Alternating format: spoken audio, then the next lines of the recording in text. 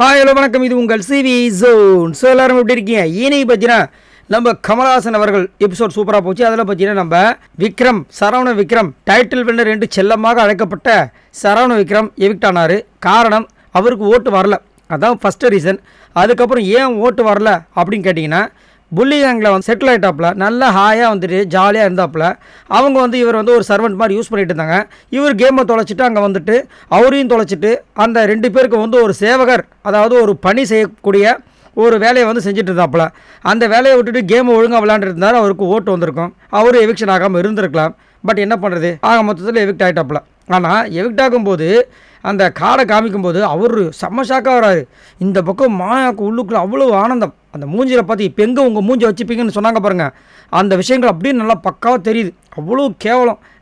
நான் வந்து அவனுக்கு நல்லது பண்ணியிருக்கேன், நான் வந்து நல்லது பண்ணியிருக்கேன்னு மாறு தட்டி சொல்கிறாங்களே இந்த மாயா.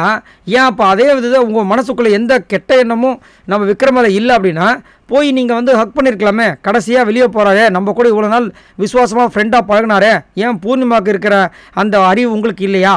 ஸோ அறிவை தாண்டி என்னென்னா வன்மம் அதிகமாக இருக்குது. அதனால தான் போக மனசு வரல அவங்களுக்கு. கடைசி வரைக்கும் வந்து அவரை இன்சல்ட் பண்ணிட்டு தான் இருந்தாங்க. அதுக்கப்புறம் லாஸ்ட்டாக வந்து நம்ம கமல்ஹாசன் நம்ம விக்ரமை கூப்பிட்டு அந்த ஸ்டேஜில் கூட பார்த்தீங்கன்னா அவருக்கு மனசே இல்லை, நான் திரும்பவும் வீட்டுக்கு கூப்பிட்டா கூட சந்தோஷம் தான் அப்படின்ற மாதிரி தான் பேசிகிட்டு இருந்தார். அதுக்கப்புறம் வந்துட்டு ஒரு சான்ஸ் கேட்குற விஷயங்கள் நடந்துச்சு நம்ம கமல் சார் கிட்ட. சார் எப்படியாவது உங்கள் கூட வந்து நான் நடிச்சிடணும் அப்படின்ட்டுலாம் பேசி அவரும் வந்து செம்மையாக பேசி எல்லாம் நடந்துச்சு. நடந்து முடிஞ்சதுக்கப்புறமா சரி பயண வீடியோ பாருங்கன்னாங்க. அவருக்கு ஒரு சூப்பரான ஒரு பயண வீடியோ கொடுத்தாங்க.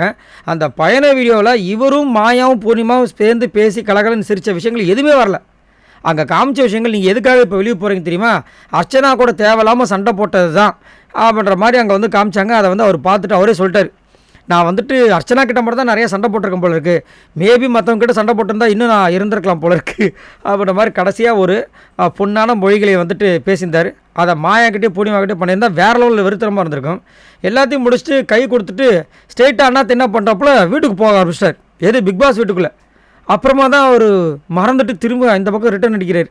சரி, நம்மளுக்கெல்லாம் பார்க்குறது கஷ்டமாகிடுச்சு. இவ்வளோ ஆசைகளை வச்சுட்டு இந்த பிக் பாஸ் மேடே அவ்வளவு உயிராக பார்த்துட்டு எதுக்கியா போயிட்டு அந்த சாக்கடையில் போய் விழுந்தீங்க அப்படின்ற மாதிரி நிறைய பேர் வந்து கருத்து தெரிவிக்கிறாங்க. பட் என்ன பண்ணுறது, வேறு வழியே கிடையாது, போய் தான் ஆகணும். ஸோ இது வந்து எப்படின்னா ஜெயிலுக்குள்ளே போன மாதிரி தான். சரிங்களா, அந்த ஜெயிலை விட்டு வரணும்னா அவருக்கு தண்டனை காலம் முடிஞ்சு வெளியே வந்தால் தான். இப்போ வந்து முடிஞ்சிருச்சுன்னு நினச்சிட்டு அவர் போனால் தான் சந்தோஷன்றது என்னோட கருத்து. சரி, நீங்கள் உங்களோட கருத்துக்களை சொல்லுங்கள்.